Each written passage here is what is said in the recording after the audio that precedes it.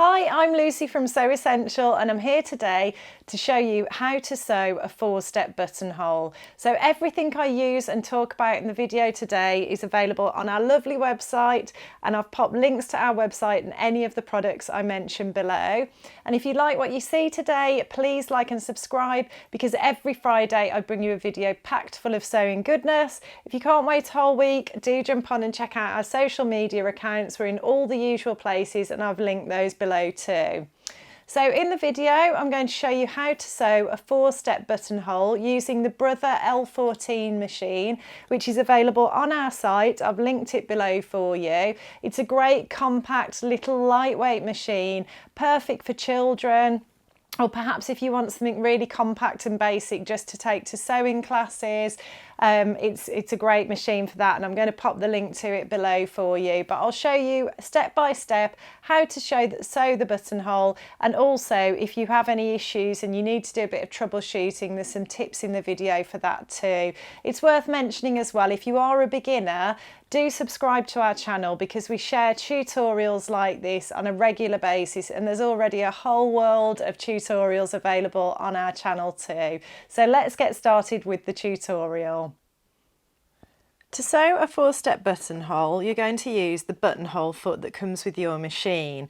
So I'm using the Brother L14S, which is available on our website, and I'll pop a link in the description below for you. Included with the machine is this 4-step buttonhole foot, and other brands of machine and models of machine that do a 4-step buttonhole will include a foot that's something like this. So it's got this sliding gauge and it's got these little markings to help you with the size of your buttonhole. Many machines nowadays will come with what's called a 1-step buttonhole, where you sew the buttonhole in one step. However, the 4-step buttonhole is what I'm going to demonstrate to you today, and I'll show you each of the steps. But you simply attach the foot to the machine in the usual way. I like to always pass the needle thread through the gap in the buttonhole foot and just get that out of the way. So I'm just going to pass that through there. And then when you start sewing your buttonhole, you want to push this sliding gauge to the back of the machine like so, so that you start with the gap at the back of the foot. And then you can use these markings on the buttonhole foot. However, I prefer to just mark the buttonhole on my fabric. I just find that a bit easier. But if you had a fabric that you didn't want to mark, you could measure and use these markings as a guide when you were creating your buttonhole. But for the purposes of this video, I'll just mark the buttonhole on the fabric and sew it to demonstrate it to you. When you're ready to start sewing your buttonhole, you'll need to select the appropriate stitch on your sewing machine. And this is the Brother L14S, and many of them will be very similar to this in design. So you'll have a dial where you select your stitches for your sewing machine. So on this machine you can see that my buttonhole stitches are under number 1. So number 1 is also labelled A, B, C and D. So I can see here that A will sew the bar tacks at the bottom of my buttonhole. If I turn the dial to B, that will sew the zigzag stitches along the left hand side of the buttonhole.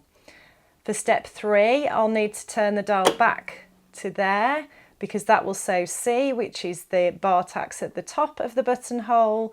And then for the final stitches down the right hand side of the buttonhole, the 4th step, I'll turn the dial to D to sew those stitches. And I'll demonstrate this to you, but I just wanted to talk you through the dial, and that's why it's called a 4-step buttonhole. The other thing to notice on this machine is that there's a little dial here, a little screw next to the stitch selector. And if you notice that the stitches are uneven on either side of your buttonhole, you might find that they're a lot tighter on one side than the other side.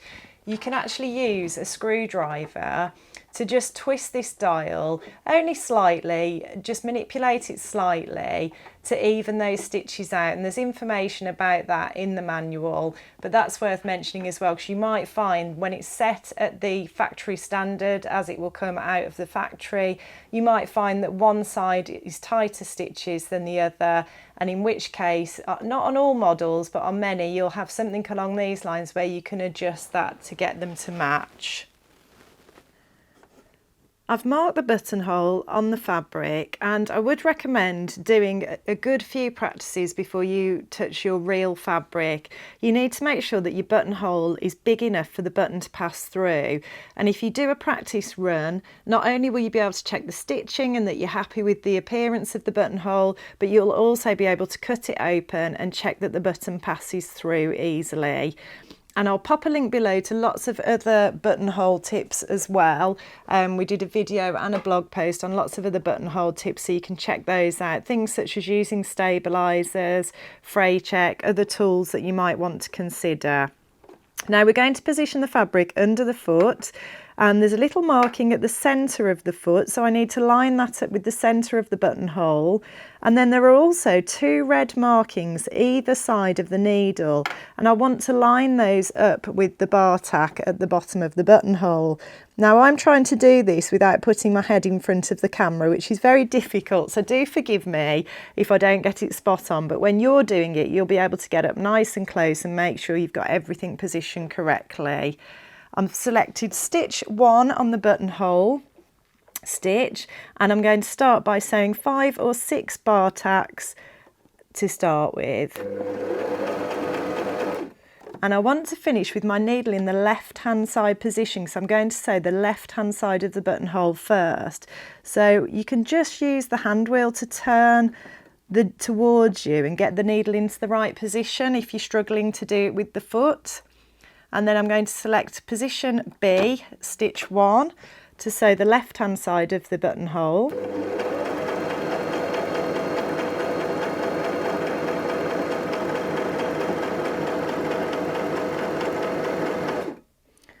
And then I'm going to move the needle back to the left hand side again and select stitch C, which is the bar tack at the top of the buttonhole. And then you want your needle on the right hand side this time to sew the right hand side of the buttonhole.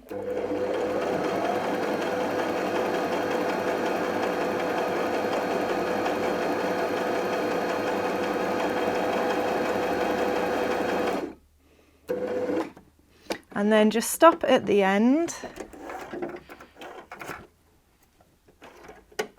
And you can see there we've got our buttonhole completed. We can just snip away any stray threads. If you've accidentally caught that thread like I've done, you can just snip that away. But to be honest, you're going to be cutting open the buttonhole anyway.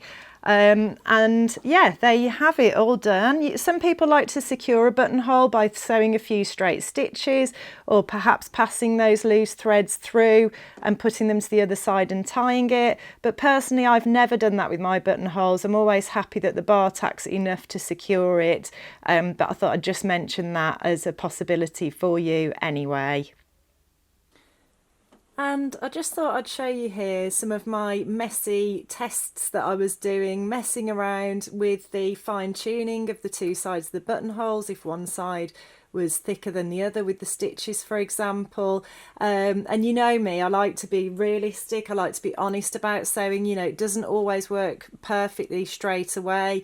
So the most important advice I can give you when it comes to buttonholes is to do this, is to test, is to mess around, is to test on scraps of the actual fabric you're going to be using, with any stabilisers that you're going to be using. I didn't use stabiliser in this example because it's a calico fabric, it's a very stable fabric, but you know, I would always test with stabilisers when I was doing a dressmaking project, and pretty much 99% of the time I would use a stabiliser. We do stock stabilisers on our website as well, so you can check those out. I'll pop a link below, or a bit of interfacing, we also stock that, so I'll pop links to that below. But the mantra always is just test, practice, try them out first, and make sure you're comfortable and confident, and then you can get started on the real thing.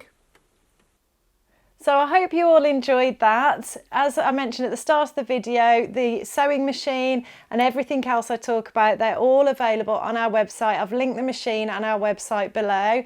And if you like what you see today, please like and subscribe, and I'll look forward to seeing you next time.